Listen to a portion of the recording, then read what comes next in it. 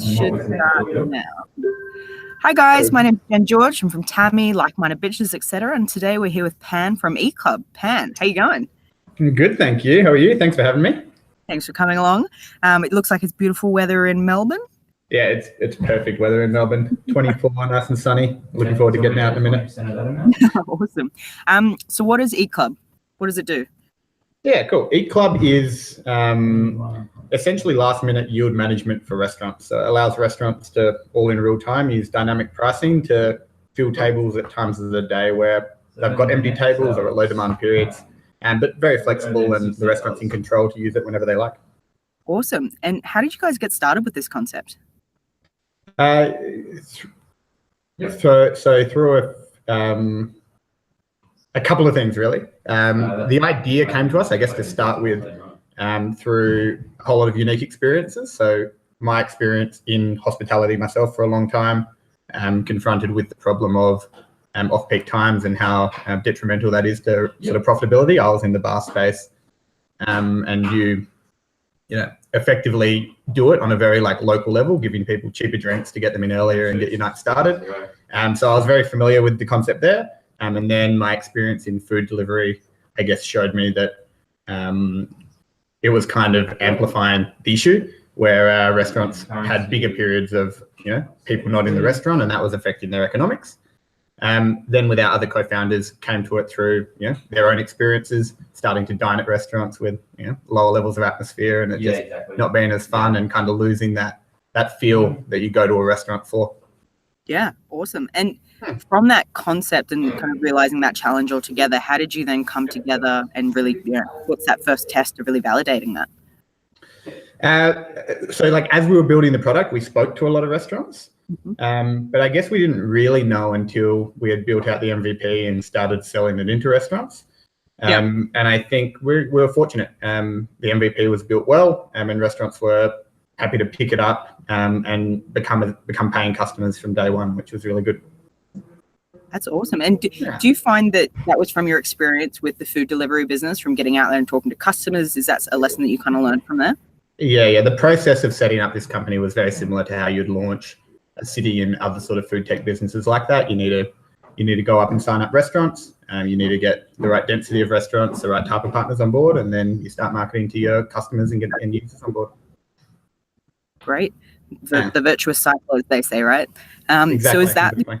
your main focus then? Yeah, that's fine. Sorry, you cut out a tiny bit there. Sorry, have you found that that's your focus and playbook, so to speak, in every city around the world? Yeah, I think so. So we learned a lot launching Melbourne, which was our first city, and we're now in 4 Australian cities, and we've got better at launching them every time we've had the opportunity to do it. Oh, and what are the sort of units that you guys track when you launch a new city and kind of then build that metrics to kind of gauge that whether it's a good city or not to be in? So there's sort of some metrics we look at when we're opening a city, and that's in a lot of ways super intuitive, and it's just what's the population, how many restaurants are there, what are the density of restaurants, and I guess what is the propensity of people in that country or market to spend money at restaurants. So those are pretty basic, but when we launch, it's pretty important that we see, and we have done in all the markets so far that we've launched, that we see the same economics that we're looking for, that we were able to do in our first market of Melbourne. So it's just about replicating it and making sure you see similar customer acquisition costs, similar pickup, and then the reorder rates are really important over those first couple of months. Yeah, no, that makes perfect sense. And are you finding, though, that as you're launching more cities, because people know about you, then you'll get a quicker uptake? I wouldn't have thought so, and I didn't really feel like that until we just launched Adelaide recently. We had a huge amount of, this is just super anecdotal through looking at people commenting on our social media and stuff like that. Heaps of people on all of the Adelaide launch material were posting, saying, using this in Melbourne and tagging their friends and you got to get on it, or using it in Brisbane or Sydney. So that was really great to see, and I probably wasn't expected for our size, but I guess we do have a reasonable movement of people through Australia, and it's good to see. It's really heartwarming. That's great. And I mean, the team kind of drive this and this growth as well. What does the team structure look like? How did it start? And then kind of where is it at now? So the team drives all of our growth, and it's super important to build a really good team around it. We started off with 4 of us in the office, and all of those starting employees are still with us. So one of them's our CMO, and two others, actually three others. So there's five of us. One started about a month later. Are the city managers in Sydney, Melbourne, and Adelaide. So they've spread out and are sort of driving what we did in Melbourne, and having the opportunity to start it up themselves and open up the new market. Cool. And from obviously a lot of scratches and bruises along the way, like any startup journey, what do you wish that you knew when you first started that you've learned now? So for any other startup out there thinking of starting something. In hindsight, I mean, like knowing that it worked now, you'd say that you just go harder and do it faster. But more practically, probably was how we tackled the marketplace problem. How like we kind of built the supply and demand kind of side by side, making sure that they were always in unison.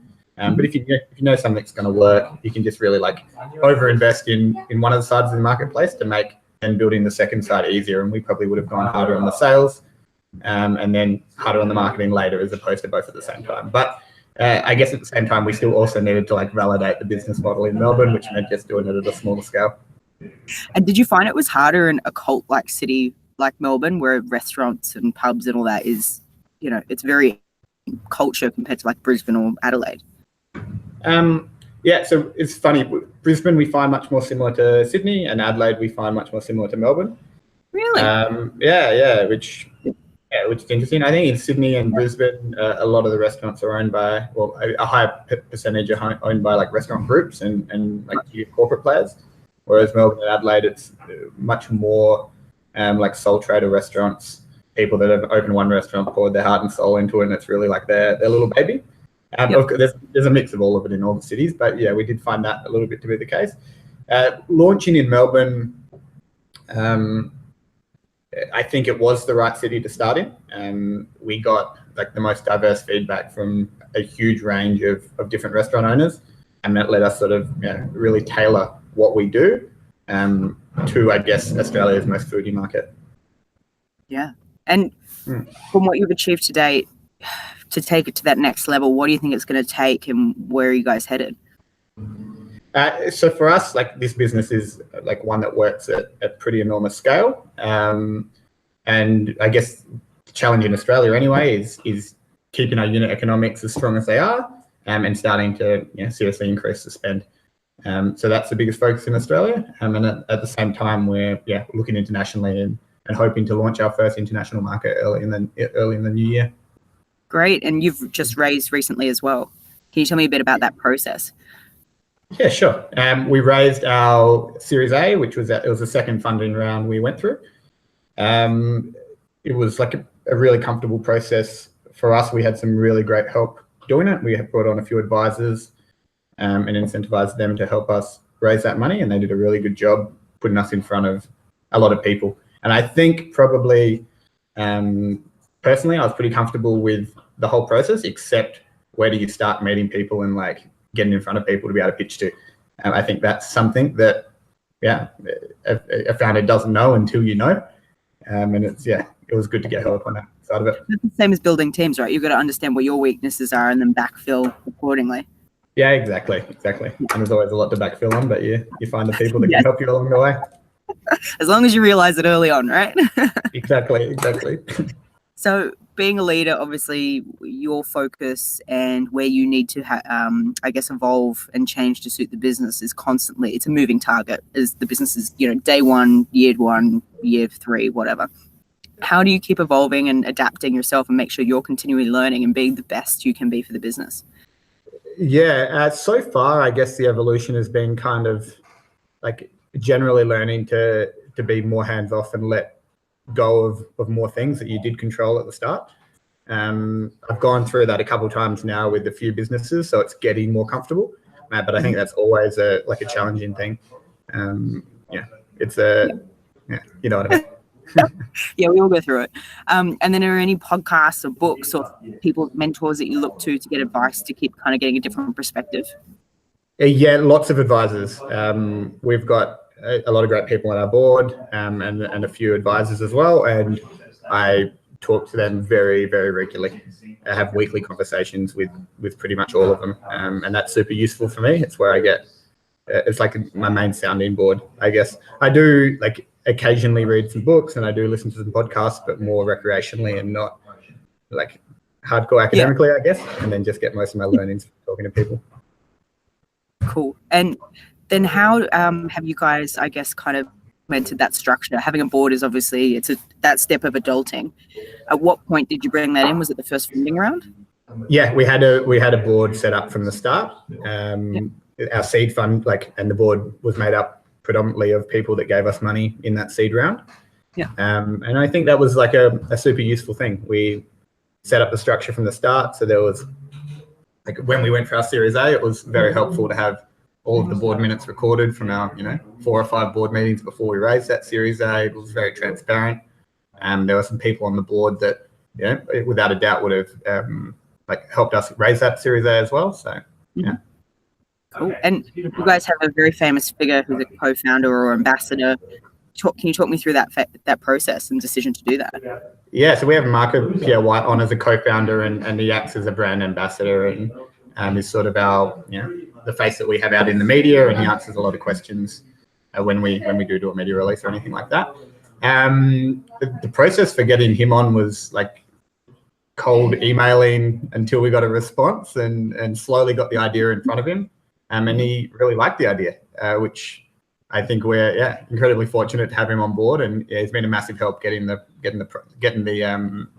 app launched and adding some legitimacy from the start, which was awesome. Yeah, and what was, I guess, the vision for that? And I mean, a lot of people kind of go, oh, it'd be great to have this celebrity or whatever as part of it, but I guess why him? What was the decision process? For us, he was, or for me anyway, being into food, he's the celebrity chef. He's the original. Is the coolest. Is very very recognizable. And I think he's the one to go with. But not for anyone else to go with, just for you guys. No, he's all out. So what does the future hold for you guys? Like, where are you heading? Obviously, you've got the international expansion.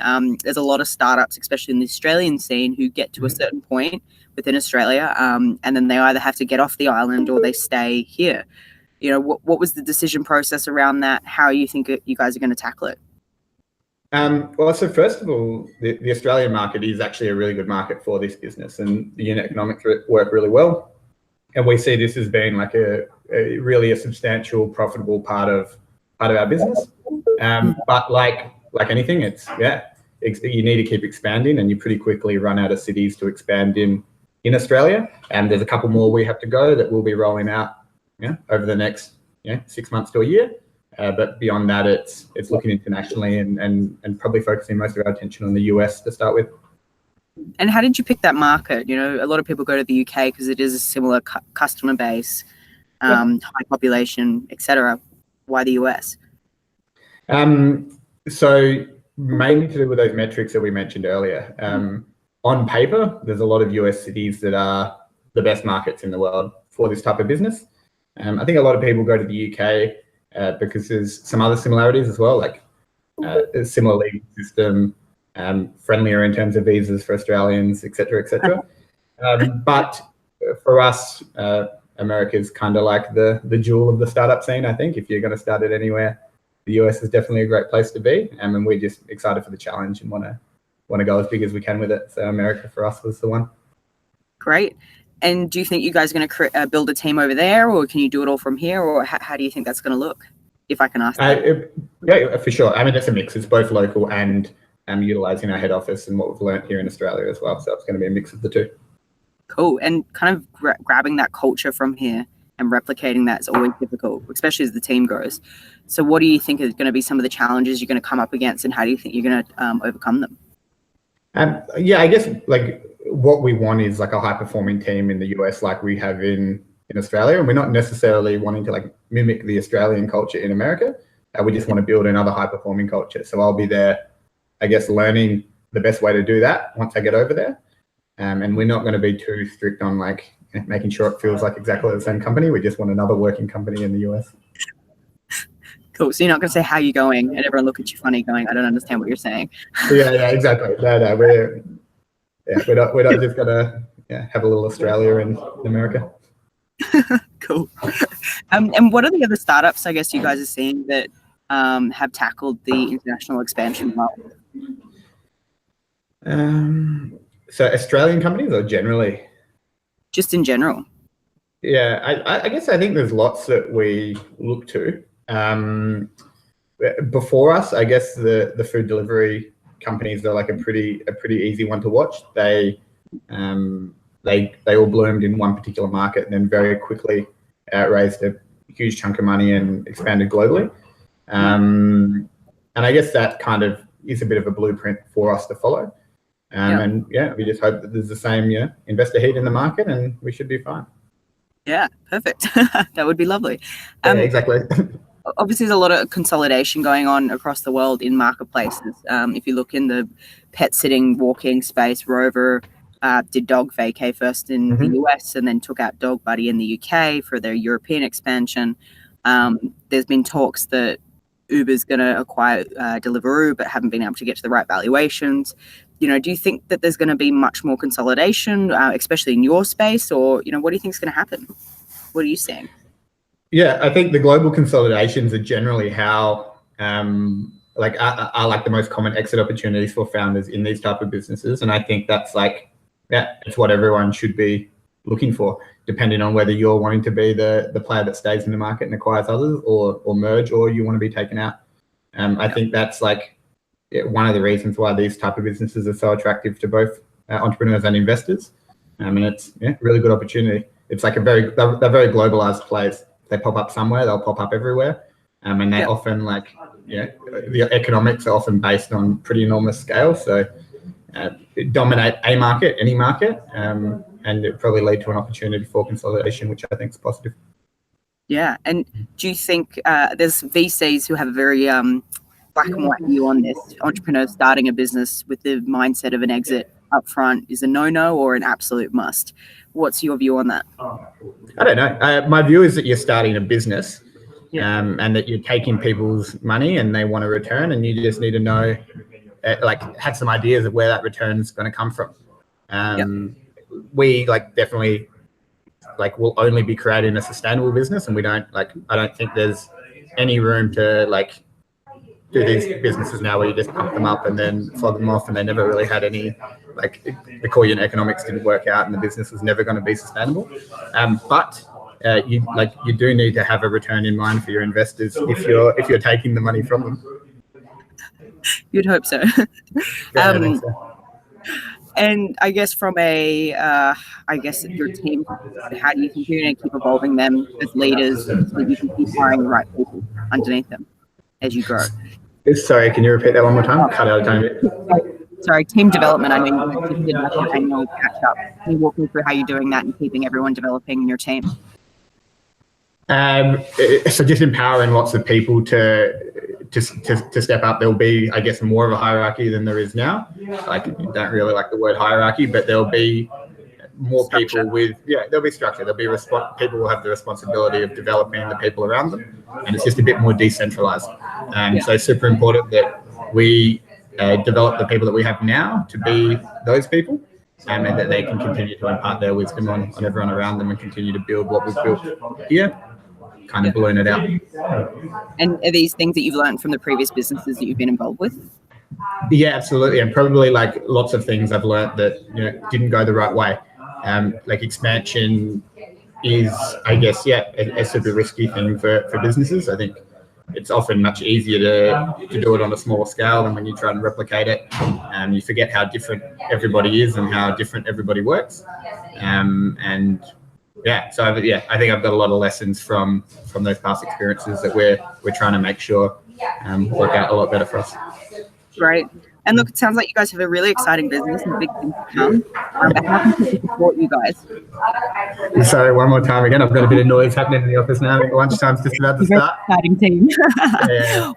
How can people support you guys? Download the app. Download the app. Give it a go. If anyone knows any restaurants or owns any restaurants, hit us up and we can have a chat about how our app might be able to work for them.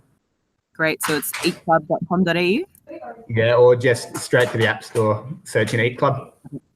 Perfect. Well, thank you so much for your time. You're very welcome. Thanks, Jen.